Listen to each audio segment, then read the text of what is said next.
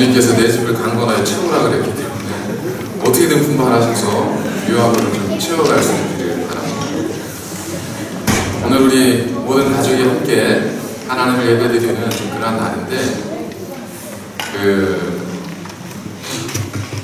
저는 이렇게 온 가족이 함께 앉아있는 모습을 보면 매번 드리는 말씀이지만 이렇게 부럽고 그렇습니다. 사실은 이런 기회들이 여러분들에게도 많지 않잖아요. 그죠? 1년에 4번 모든 가족들이 함께 예배드릴 수 있는 시간이 그거밖에 되지 않을 텐데, 어쨌든 오늘이 우리 아이들에게 평생토록 기억에 남는, 그래서 예배가 무엇인지 아이들이 알 수 있는 그런 시간이 될 수 있으리라 저는 그렇게 생각을 합니다.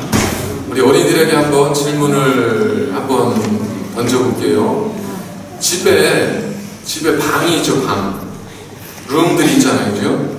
룸에는 엄마 아빠가 주무시는 룸도 있고, 또 그 런더리도 있고, 또 토일렛도 있고, 또 스토어룸도 있고, 뭐 여러 가지 룸들이 있는데, 그 중에서 없으면 안 되는 방, 우리 집에 있는 방 중에서 없으면 안 되는 방이 어떤 방일까?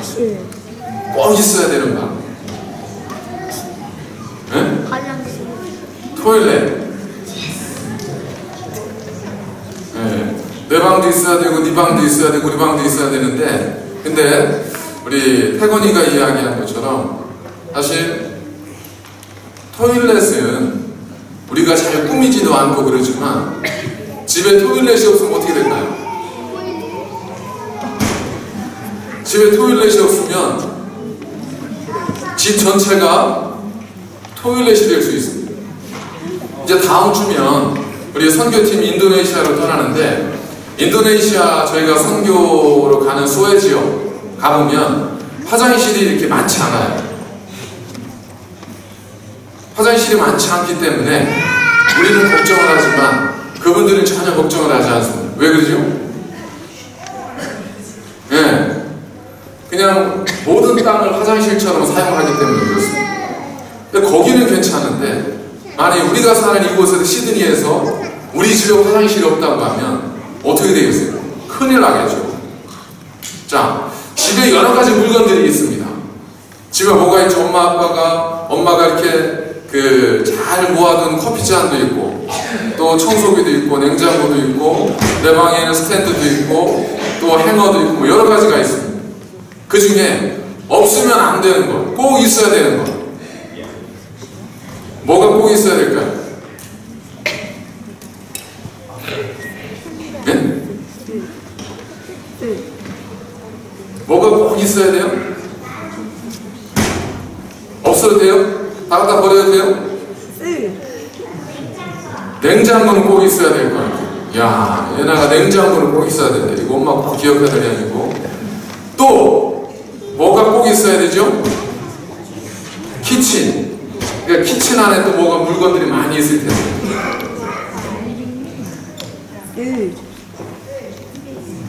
뭐가 꼭 있어야 돼요? 여러분 생각해? 밥통이 있어야 돼요. 그거 없으면 밥을 못 해 먹죠. 냉장고가 없으면 우리가 아이스크림 못 먹잖아요. 그죠? 근데 밥통이 없으면, 제가 알려드릴게요. 밥통이 없으면 냄비에다 밥을 하시면 돼요. 힘드시겠지만. 냉장고가 없으면 어떻게 하면 될까요? 예, 아이스크림을 안 먹으면 돼요. 근데 집에 만약에 집에 러비시빈 쓰레기통이 다 있죠. 집에 쓰레기통이 없으면 어떻게 될까? 집에 쓰레기통이 없으면 집이 깨끗해지는 게 아니라 집이 쓰레기통이 돼요. 집에 쓰레기통이 없으면 집 자체가 쓰레기통이 될 수 있습니다. 왜 그렇죠? 쓰레기는 뭐예요? 우리가 쓰지 않는 물건, 우리가 버린 물건, 우리가 사용하지 않는 물건, 우리가 고장난 것들, 이런 것들이 다 쓰레기. 거기에 음식 쓰레기도 있죠. 과일 껍질을 깎고 나면 음식 쓰레기도 있고, 먹고 난 음식을 또 버리게 되면 그것이 쓰레기가 되고. 자, 그래서 우리는 쓰레기통을 이렇게 귀하게 생각하지 않습니다. 쓰레기통한테 고맙다는 얘기를 잘 안 해요. 근데 만약 집에 쓰레기통이 없으면 우리 집이 다 쓰레기통이 됩니다. 쓰레기통을 무시하시면 안 돼요. 여러분, 쓰레기통 어디에서 가져오셨어요? 여러분 집에 있는, 우리 아이들 방에 있는 쓰레기통 어디서 가져오셨어요? 쓰레기 더미에서 가져오셨어요?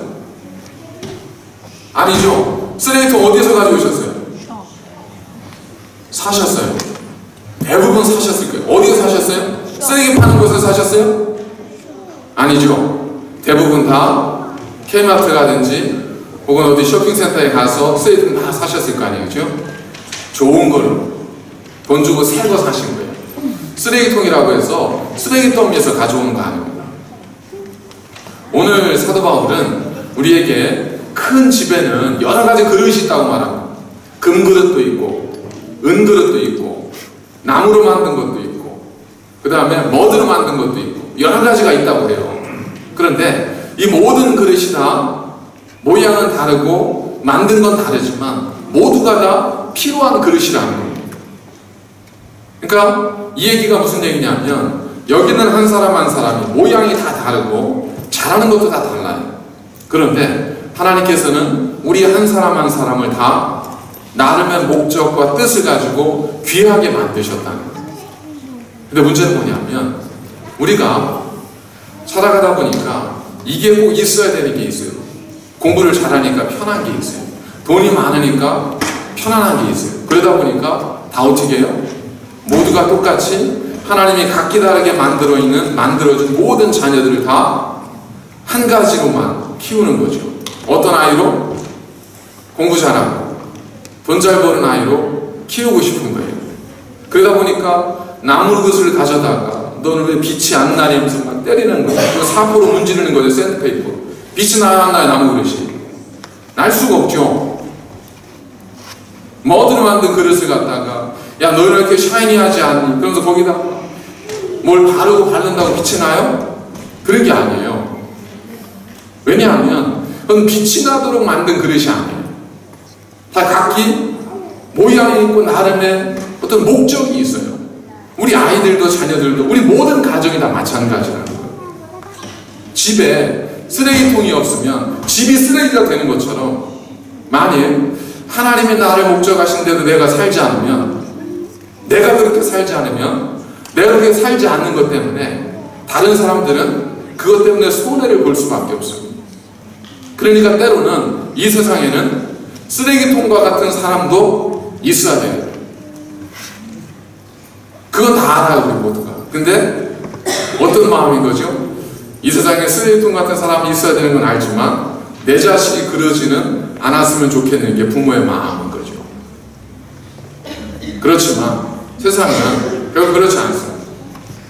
때로는 쓰레기통 같은 사람도 필요하고 때로는 국을 담을 그릇과 같은 사람도 필요하고 때로는 물을 담을 통과 같은 사람도 필요하고 이런 사람들이 다 있고 그들이 다 사람들로부터 존경을 받고 다 그들이 인정받을 때 그것이 아름다운 삶이 되고 행복한 삶이 될 수 있다는 겁니다.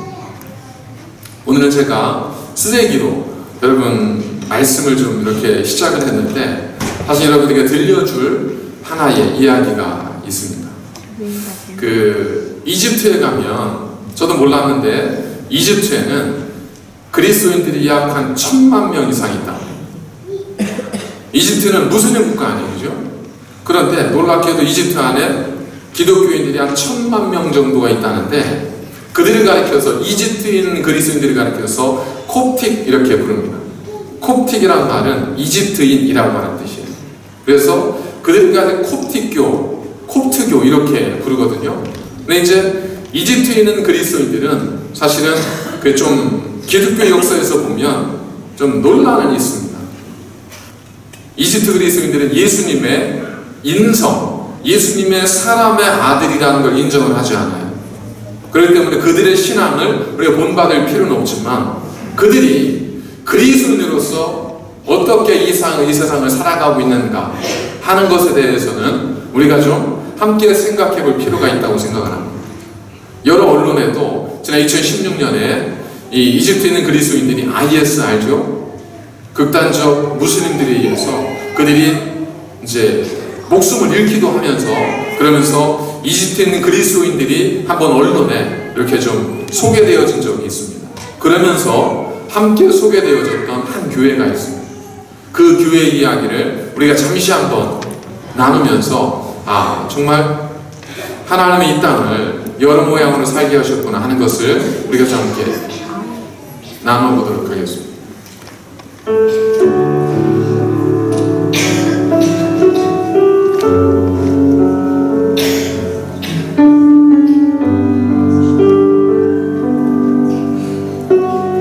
저게 다 쓰레기예요, 쓰레기. 러비시야, 러비시.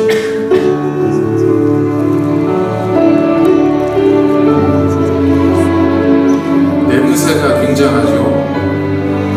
굉장한 냄새. 가스도 나옵니다. 때로는 불도 자주 나기도 합니다. 그런 쓰레기 가득한 곳에 사람들이 살고 있습니다. 저희 다 쓰레기를 가지고 가는 거예요.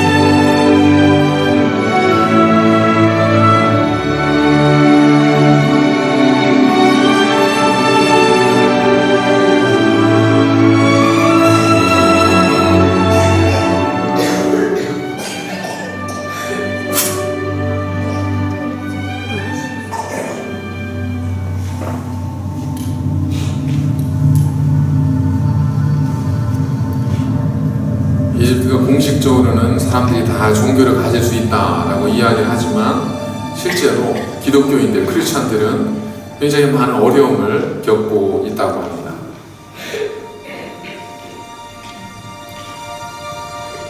취직하기도 쉽지 않고,